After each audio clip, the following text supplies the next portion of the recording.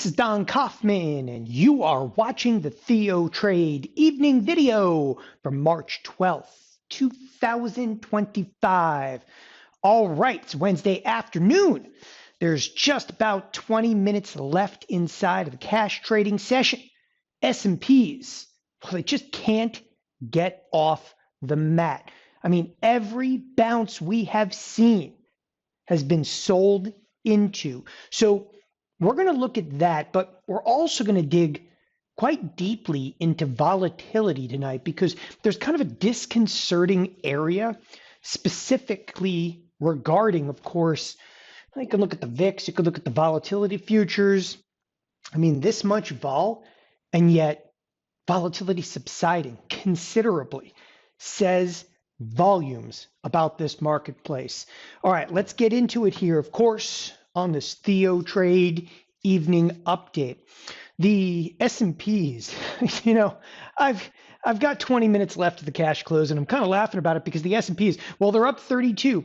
Look, they could be up 90 by the cash close. Like it could get all kinds of wild, but there's, at some point, there's got to be a degree, if you will, of some short covering in this marketplace. Now, for those of you that are not familiar with the idea of covering your shorts effectively, when you're short the marketplace, okay, you've initiated a position predominantly by selling to open. And how do you get out of a short? Okay, by buying it back. And you would assume at some point that those shorts would start to buy back, which would actually ignite other trading firms to have to cover some of their positions. And all of a sudden, we flip around, we explode to the upside. However, and there is a big however, well, algorithmic trading, okay, happens sub-second these days. Could probably make an argument that a lot of shorts could have been covered literally in, kind of a knee-jerk reaction after, of course, the CPI. And the CPI, we exploded up to 56.75. And I can't convince myself, though, that the shorts have actually all covered in there. And the reason I can't convince myself, first of all, that was pre-market. Secondly, there's only about 13,000 contracts traded in the S&Ps. So eventually you get this quintessential rip your face off rally where shorts get covered.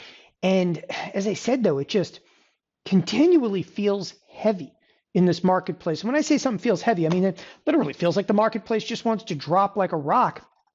And every little short burst to the upside is just met more like by sell side activity. And what I'm inclined to believe when I start looking at some of the tape on the day, you have this immense number of people that are probably, for the first time in a very long time, tuning into their positions. You think about this, and again, kind of constructively, when I say it's the first time in a long time tuning in positions, you get a lot of people.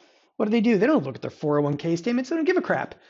Okay, so a lot of retail, a lot of people that have their capital with registered investment advisors, RIAs, which is fine, neither here nor there. But all of a sudden, yesterday, the day before, it starts to hit, headlines all over the world.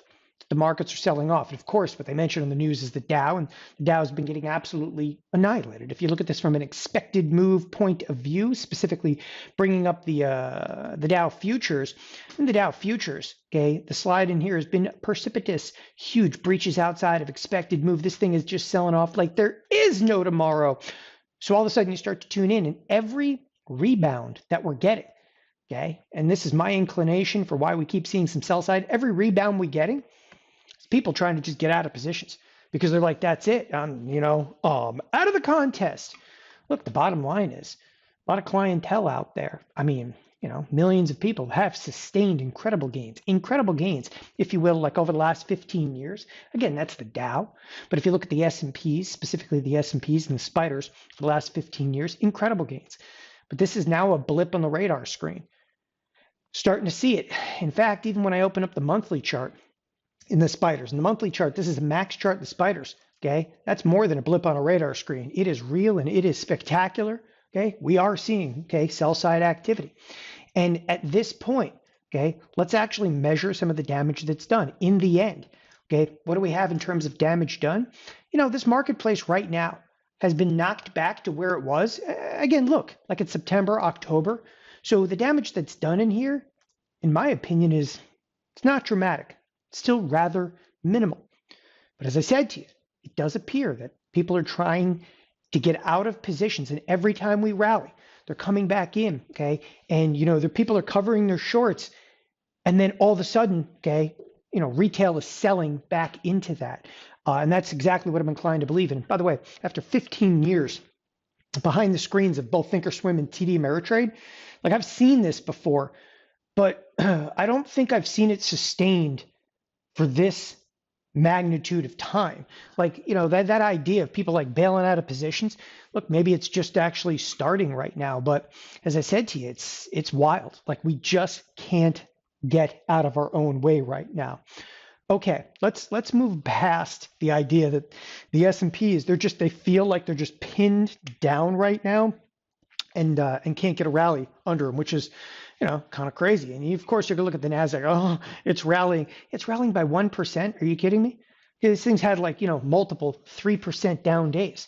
It's getting serious out there. 1% rally isn't exactly going to get it done. Moreover, if you do look at the Nasdaq, they even faded the Nasdaq today.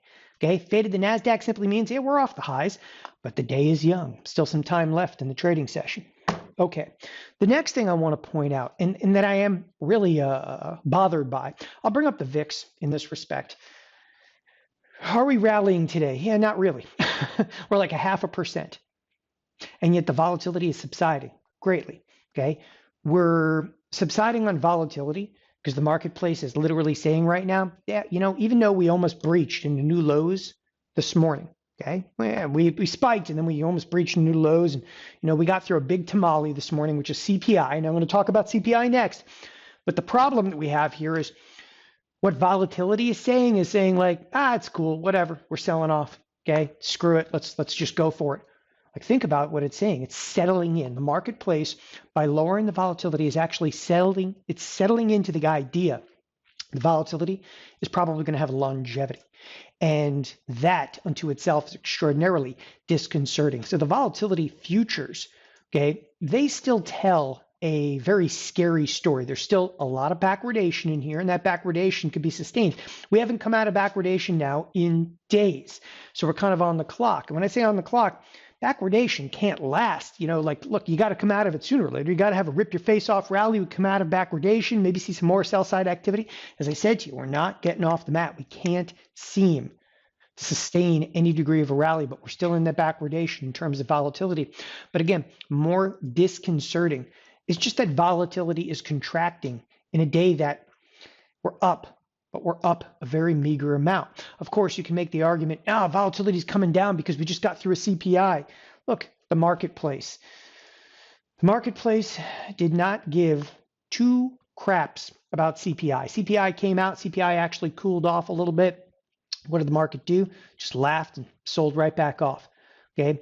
And the reason CPI is not going to matter is you're in the throes of volatility. And of course, you're going to say, well, then the Fed matters. Look, the Fed meeting is next Wednesday. Next Wednesday is like 1,000 years from now in volatility terms. That's one thing. When you're in backwardation, nobody, okay, that is actually trading actively right now is thinking about next Wednesday in the Fed meeting. Yeah, you're trading actively right now. You're here. You're now. You're present. The S&Ps a week from now? Are you freaking kidding me? Look what they did last week, right? Bring up the SPX for a second. Bring it up. Look what they did last week. Oh, just, 200 points, down. And what do they do this week? They're down about another 150 over here. Okay. You toast by next week. Who cares about next week? And that's another thing the marketplace is saying. So it's not necessarily the CPI print. It didn't have any effect whatsoever. Quite frankly, though, I am, again, rather disturbed that the volatility has come down. The last piece of the puzzle that is also very disconcerting, okay, is that the advanced decline line, it too, okay, you can't get out of 50-50 land. I've said this time and again. I said it on the weekend update. I said it on last Wednesday's update, and I'm going to say it again. You need to have correlation to have capitulation. What that basically means, right, you need to wake up and you need to see the marketplace.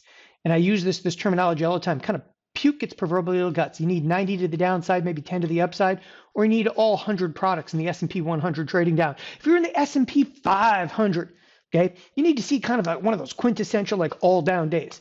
We got to start to move in some degree of unison. You know, this morning when I actually logged on and, you know, saw the marketplace spike for CPI, but the marketplace opened really, really strong. When the bell went off this morning, okay, we were trading 40 handles higher than we presently are. And even while we were trading, and I want to make something very, very clear, even though we're trading up here, okay, at 56.43, all right, so the S&Ps were up like over 50 points this morning. The advanced decline line was freaking 50-50, okay? Does that scream strength to you? Does that scream correlation? It's the exact opposite. That screams confusion. That screams ultimately duck and cover. And that also screams to me, I'm sorry, but the sell side activity, it's not over just yet. Okay? You're in a position right now in the overall marketplace, okay, where again, markets are subsiding in terms of volatility and they're just rolling over and saying like, that's it. Okay? There's some despair and we're going to be volatile right now until the next real shock to the system. You're not going to see volatility shoot to the 30 level until we really get a wild vol shock. We're close to that. All right, last aspect here. Again, not focusing on any individual stocks. Look, I took some profits. I was bullish in Tesla. I'm out. Okay, I'm bullish in Tesla. I'm out. Took like a 44% gain. I was bullish in SLV. Okay, I'm out.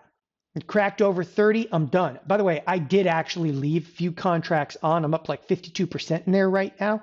Okay, but you can see the Tesla position I smoked out of. All right, I got nothing else really on. Well, I am still short the German markets. Bring it, bring the pain. All right, last but definitely not least, the SPX. Here's the last piece of the puzzle, and I'm kind of saving the best for last. In the midst of all of this chaos, do you realize we're still adhering to the lower edge of the expected move? That too, to me, not a good sign, okay? Because I'm calling this, oh, it's chaos, it's this, it's that, it's an unprecedented move, except the expected move this week is $152. And guess where we're sitting right now? Literally smack on the lower edge of the expected move. We're on a Wednesday afternoon, okay? You know, seemingly wild marketplace throughout the course of the week, and we're adhering literally to the lower edge of the expected move. Okay. Bottom line, you got to get unruly. You got to get wild, and then you correlate in this marketplace. I will reiterate, and I want this to stick with you. Okay. Until you get a high degree of correlation, until you get a truly unruly marketplace, one, it's not adhering to an expected move. We just break apart, rip apart. Everybody has to feel like it's over, man. Okay. Only then will that sell side activity then ultimately turn into that rip your face off rally. And at that point, the rally may sustain itself. Ladies and gentlemen, we might still be quite some ways away from any of that. Thanks everybody for joining us here at TheoTRADE. Have a wonderful evening. Bye-bye.